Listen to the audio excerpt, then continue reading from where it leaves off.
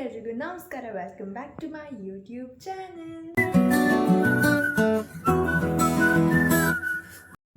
ಇವತ್ತು ಮತ್ತೊಂದು cooking video ಜೊತೆ ವಾಪಸ್ ಬಂದಿದ್ದೀನಿ ಗೈಸ್. ಏನಪ್ಪ ಅಂತ ಗೆಸ್ ಮಾಡಿರ್ಬೇಕಲ್ಲ, ಆಲ್ರೆಡಿ ತಮ್ಲೈನಲ್ಲಿ ನೋಡಿರ್ತೀರ. Yes, it is a sambar recipe. ಹೀರೆಕಾಯಿ, ಆಲೂಗಡ್ಡೆ ಹಾಗೂ ಬದನೆಕಾಯಿ ಸಾಂಬಾರ್ ಗೈಸ್. ಬನ್ನಿ ರೆಸಿಪಿನ ಶುರು ಮಾಡೋಣ. ಮೊದಲಿಗೆ ನಾನು ಹೀರೆಕಾಯಿನ ಹಾಗೂ ಆಲೂಗಡ್ಡೆನ ಚೆನ್ನಾಗಿ ತೊಳೆದು ಮೀಡಿಯಂ ಸೈಜಲ್ಲಿ ಕಟ್ ಮಾಡಿ ಇಟ್ಕೊಂಡಿದ್ದೀನಿ. ನೀರೊಳಗೆ ಯಾಕೆ ಹಾಕಿದ್ದೀನಿ ಅಂದರೆ ಆಲೂಗಡ್ಡೆ ಕಪ್ಪಾಗಬಾರ್ದು ಅನ್ನೋ ಕಾರಣಕ್ಕೆ ನೀರೊಳಗಡೆ ಹಾಕಿದ್ದೀನಿ.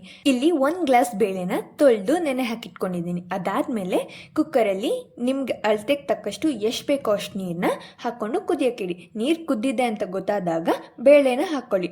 ಬೇಳೆನ ಹಾಕ್ಕೊಂಡ್ಮೇಲೆ ಸ್ವಲ್ಪ ಬಿಟ್ಟು ಒಂದು ಚಿಟಿಕೆ ಅರಿಶಿನ ಹಾಗೂ ಒಂದೇ ಒಂದು ಸ್ವಲ್ಪ ಎಣ್ಣೆನ ಹಾಕ್ಕೊಂಡು ಬೇಳೆನ ಸ್ವಲ್ಪ ಕುದಿಯೋಕೆ ಬಿಡಿ.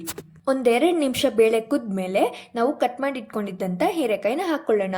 ನೀರೆಲ್ಲ ಚೆನ್ನಾಗಿ ಸ್ಟೇನ್ ಮಾಡಿ ಹೀರೆಕಾಯಿನ ಹಾಕ್ಕೊಳ್ಳೋಣ. ಅದಾದಮೇಲೆ ಕಟ್ ಮಾಡಿರೋ ಟೊಮೆಟೊನು ಹಾಕ್ಕೊಳ್ಳೋಣ. ಈಗ ಕುಕ್ಕರ್ ಲಿಡ್ ಕ್ಲೋಸ್ ಮಾಡಿ 3 ವಿಷಲ್ನ ಹಾಕ್ಸೋಣ. 3 ವಿಷಲ್ ಹಾಕ್ಸಿದ್ಮೇಲೆ ಕುಕ್ಕರ್ನ ತಣ್ಣಗಾಗಕ್ಕೆ ಬಿಡೋಣ. ಕುಕ್ಕರ್ ಕೂಲ್ ಆಗೋಷ್ಟರಲ್ಲಿ ನಾವು ಮಸಾಲೆ ರುಬ್ಕೊಳ್ಳೋಣ. ಬನ್ನಿ, ಮಸಾಲೆ ರುಬ್ಕೊಳೋಕ್ಕೆ 1 ಹಿಡಿ ಕಾಯಿ ತುರಿ, ಅದಾದ ನಂತರ ಮನೇಲೆ ಮಾಡಿರುವಂಥ ಸಾಂಬಾರ್ ಪುಡಿನ ನಾವು ಇಲ್ಲಿ 2 ಸ್ಪೂನ್ನ ಯೂಸ್ ಮಾಡ್ತಾ ಇದ್ದೀವಿ. ನಿಮ್ಗೆ ಖಾರಕ್ಕೆ ಎಷ್ಟು ಬೇಕೋ ಅಷ್ಟು ಯೂಸ್ ಮಾಡ್ಬೋದು.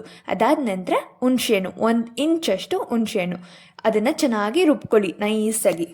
ನೋಡಿದ್ರಲ್ಲ, ಮಸಾಲೆ ರೆಡಿಯಾಗಿದೆ. ಈಗ ಕುಕ್ಕರ್ ಮುಚ್ಚಳ ತೆಗೆದು ತರಕಾರಿ ಬೆಂದಿದೆಯಾ ಇಲ್ವಾ ಅಂತ ನೋಡ್ಕೊಳ್ಳೋಣ. ತರಕಾರಿ ಬೆಂದಿದೆ ಅಂತ ಗೊತ್ತಾದ್ಮೇಲೆ ಮಸಾಲೆನ ಹಾಕ್ಕೊಳ್ಳೋಣ. ಜಾರಲ್ಲಿರೋ ಮಸಾಲೆನೆಲ್ಲ ಕುಕ್ಕರ್ಗೆ ಹಾಕ್ಕೊಳ್ಳೋಣ. ಕುಕ್ಕರ್ಗೆ ಹಾಕಿ ಸ್ವಲ್ಪ ರುಚಿಗೆ ತಕ್ಕಷ್ಟು ಉಪ್ಪು, ನಿಮ್ಗೆ ಎಷ್ಟು ಬೇಕೋ ಅಷ್ಟು ರುಚಿಗೆ ತಕ್ಕಷ್ಟು ಉಪ್ಪನ್ನ ಹಾಕ್ಕೊಂಡು ಚೆನ್ನಾಗಿ ಮಿಕ್ಸ್ ಮಾಡಿ ಈಗ ಕುದಿಯೋಕೆ ಇಡಿ.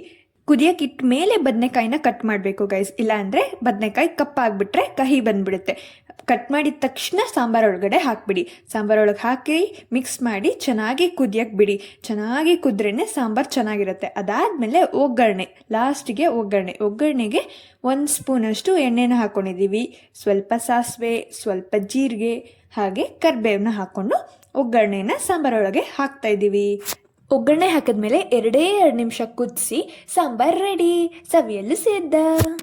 ಸಾಂಬಾರ್ ಜೊತೆಗೆ ಮೇನ್ ಡಿಶ್ ಏನಾದರೂ ರೆಡಿ ಆಗಲೇಬೇಕಲ್ಲ, ಅದಕ್ಕೆ ಗೈಸ್ ಚಪಾತಿಗೆ ಮಾಡಿಸಿದ ಕಾಂಬಿನೇಷನ್ ಈ ಸಾಂಬಾರಂತೂ. ಚಪಾತಿನ ಸುಟ್ಕೊಂಡು ಬಿಸಿ ಬಿಸಿ ತಿಂತಾ ಇದ್ರೆ ಸಕ್ಕತ್ತಾಗಿರುತ್ತೆ. ನೋಡಿದ್ರಲ್ಲ ಗೈಸ್, ಸಾಂಬಾರ್ ರೆಸಿಪಿ ಸಕ್ಕತ್ತಾಗಿರುತ್ತೆ. ಚಪಾತಿಗಂತೂ ಸಖತ್ ಒಳ್ಳೆ ಕಾಂಬಿನೇಷನ್. ನೀವು ಟ್ರೈ ಮಾಡಿ ನೋಡಿ. ಇದಾಗಿತ್ತು ಇವತ್ತಿನ ವಿಡಿಯೋ. ಇಷ್ಟ ಆಗಿದ್ದಲ್ಲಿ like, share, comment and subscribe ಮಾಡ್ಕೊಳ್ಳೋದನ್ನ ಮರಿಬೇಡಿ ಗೈಸ್.